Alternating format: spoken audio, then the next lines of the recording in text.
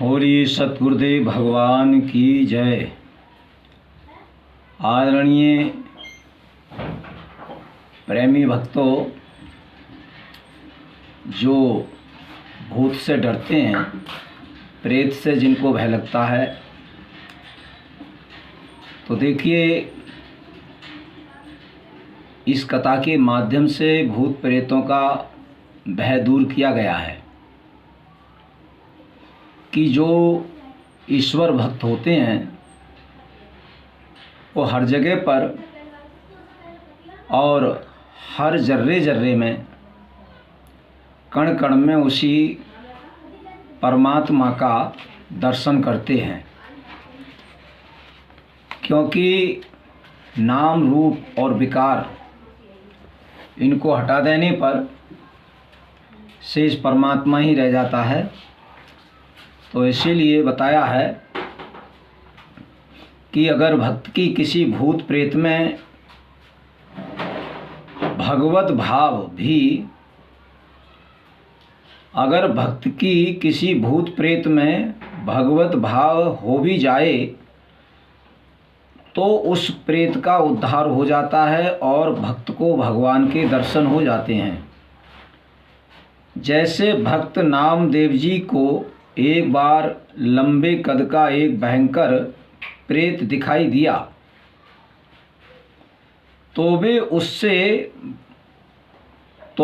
उसे भगवत स्वरूप ही समझकर प्रसन्नता पूर्वक कह उठे, भले पधारे लंबक नाथ, धरनी पांव स्वर्ग लो माथ, जोजन भर के लंबे हाथ, शिव सनकादिक पार न पावे, अनगिन साज सजाए साथ। नाम देव के तुम ही स्वामी, कीजे मोको आज सनाथ। इससे उस प्रेत का उद्धार हो गया और उसकी जगह भगवान प्रकट हो गए। इसलिए प्रेमियों, हमारे लिए व्यापक उस परमात्मा को सभी जगह देखना चाहिए, क्योंकि ईश्वर दृष्टि, भूत दृष्टि, मनुष्य दृष्टि, अनेक प्रकार की जो दृष्टियां हैं, ये भेद दृष्टि, द्वैत दृष्टि मानी गई हैं। इसलिए हमें अपनी अभेद दृष्टि प्राप्त करनी चाहिए। तो अभेद दृष्टि हमें कहाँ से प्राप्त होगी? वह सत्संग में जाकर के महापुरुषों की संगत प्राप्त करें, महापुरुषों की सानिध्य में जाकर के ही अद्वैत दृष्टि प्राप्त होती है, जिसमें हमारी ईश्वर दृष्टि प्रकट हो जाती है और द्वैत दृष्टि मिट जाती है। तो उस अद्वैत दृष्टि जो हमें ईश्वर को दर्शाती है सभी में और हमारे भेद को ख़त्म कर देती है, भय को ख़त्म कर देती है, क्योंकि भेद और अभेद ये दोनों ईश्वर से ही उत्पन्न होते हैं। जैसे संकल्प और विकल्प, ये जो हमारा आत्म स्वरूप है, इससे ही संकल्प और विकल्प दोनों उसी से उठते हैं और उसी में ही समाप्त होते हैं। तो हमें अपने संकल्प को निर्विकल्प, क्योंकि संकल्प और निर्विकल्प, कल्प है, संकल्प है, निर्विकल्प है। तो निर्विकल्प के लिए, जिसमें किसी प्रकार की कल्पना नहीं होती है, क्योंकि कल्पना और निर्विकल्प, संकल्प और विकल्प, कि विकल्प और निर्विकल्प, तो संकल्प जो है वो क्या है और कल्प क्या है। कल्प जो है वो ईश्वर से ही बनता है। संकल्प जो है मन से किया जाता है और अहंकार में थोड़ा दृढ़ भाव रख कर के संकल्प किया जाता है। जब हमारा दृढ़ भाव हो जाता है कि मुझे ये प्राप्त करना है, जैसे ईश्वर के लिए हमारा दृढ़ भाव बन जाए, तो फिर ईश्वर जो है हमारे लिए प्राप्त हो जाएगा, क्योंकि दृढ़ संकल्प में ही परमात्मा वास करता है। हमारा संकल्प चल वेचल न हो। तो हमारे लिए अपने संकल्प को शुद्ध करना, कि हमारा जब संकल्प शुद्ध हो जाए और शुभ हो जाए, अशुभ संकल्प के लिए हम अपना निकालें। अशुभ संकल्प से अशुभ काम होंगे, अशुभ विचार उत्पन्न होंगे, और शुभ जब संकल्प होगा तो कार्य भी हम शुभ करेंगे और वो हमारा कल्याणकारी भी होगा।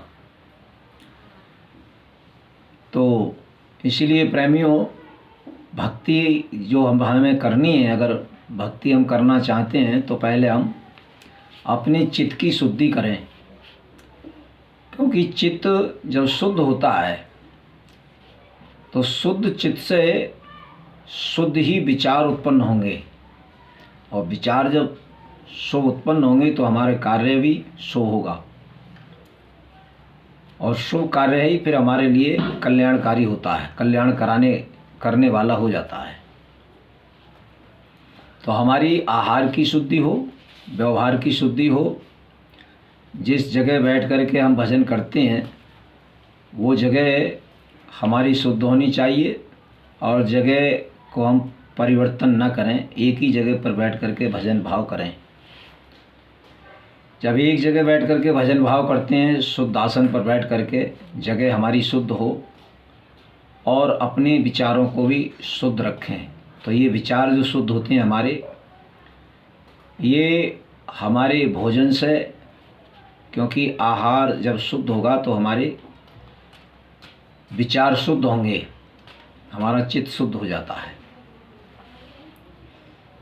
तो देखिए, भोजन के विषय में भी जैसे भगवान ने कहा है कि भाई 4 प्रकार के भोजन को मैं ही ग्रहण करता हूँ और मैं ही पचाता हूँ,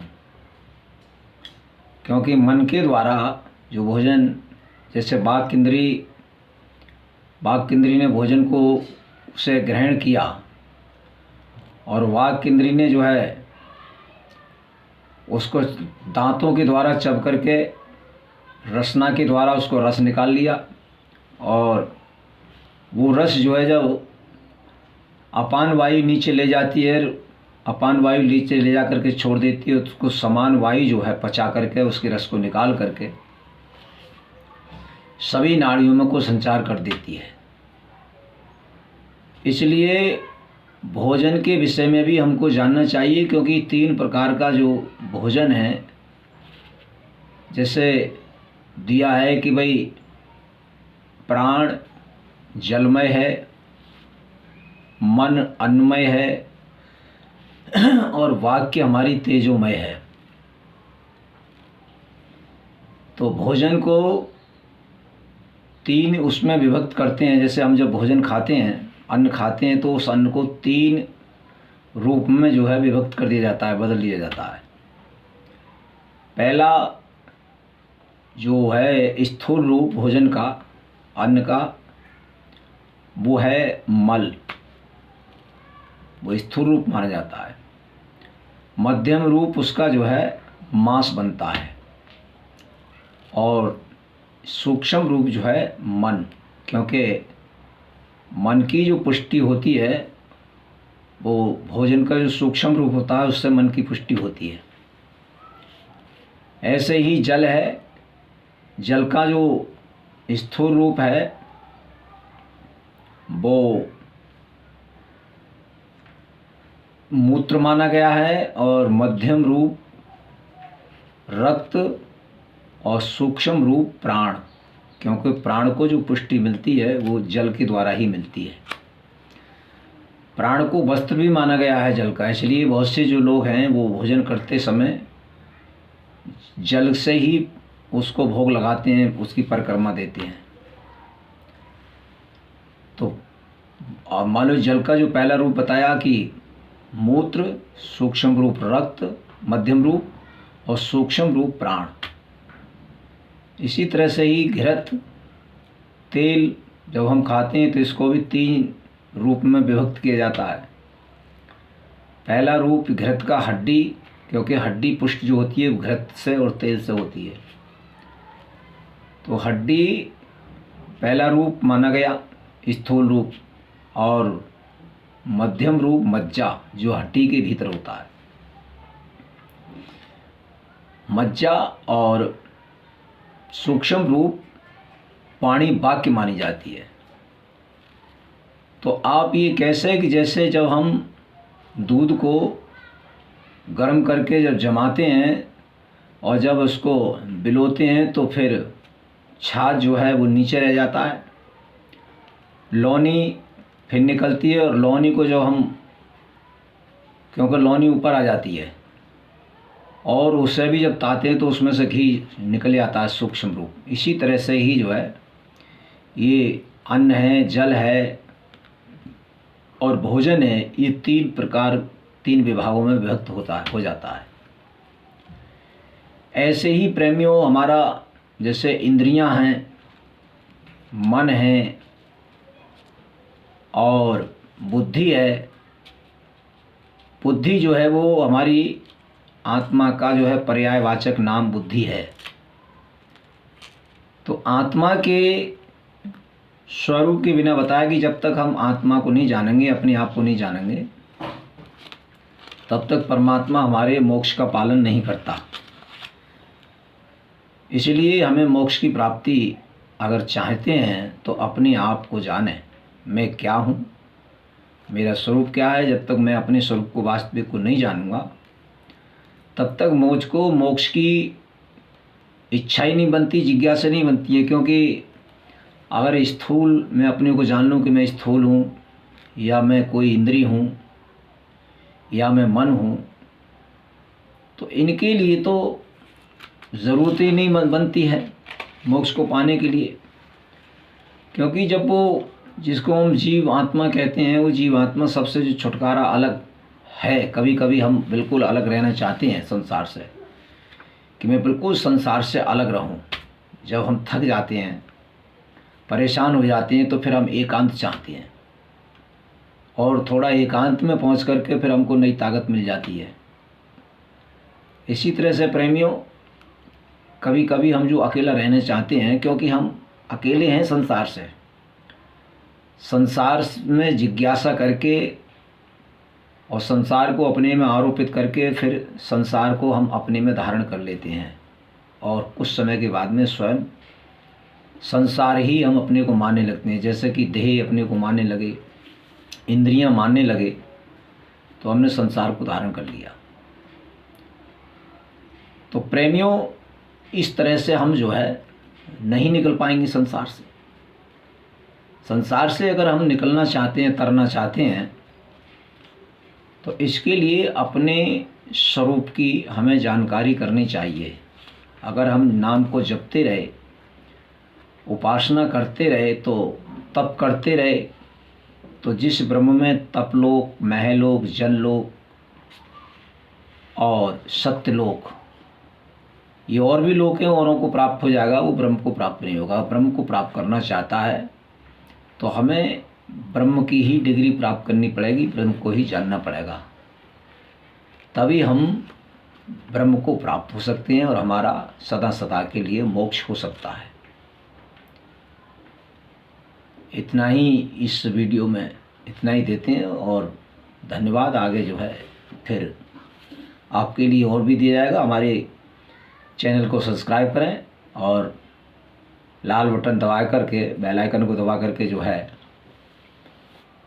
इसके लिए हम लाइक करें।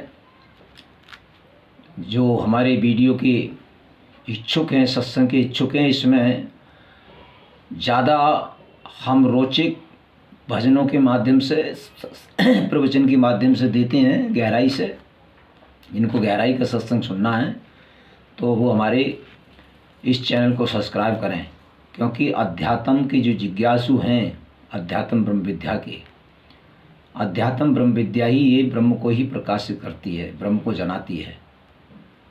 इससे बड़ी कोई विद्या नहीं मानी गई है। इसलिए इस अध्यात्म ब्रह्म विद्या को अगर सुनना है, प्राप्त करना है, तो हमारे चैनल को इससे जुड़ें। और अगर अपनी शंका समाधान करनी है तो वो भी जो है इसी के माध्यम से करें। धन्यवाद। बोल सद्गुरुदेव भगवान की जय।